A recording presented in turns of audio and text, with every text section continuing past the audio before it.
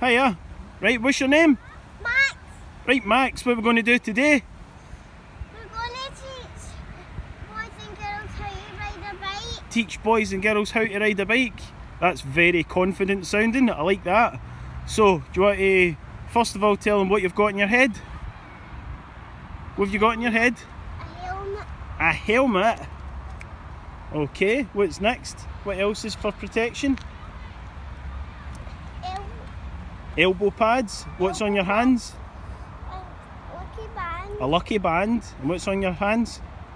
Gloves. Special padded gloves, And then last, on your knees? Big knee pads. Brilliant. Okay, so show them how to get on a bike. Okay, good stuff.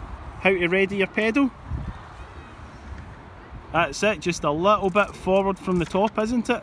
And if it's stuck, if it's in the wrong place, you just put it back a little bit with your foot, lean your bike over to one side while you're doing it, and then just push away. Easy peasy.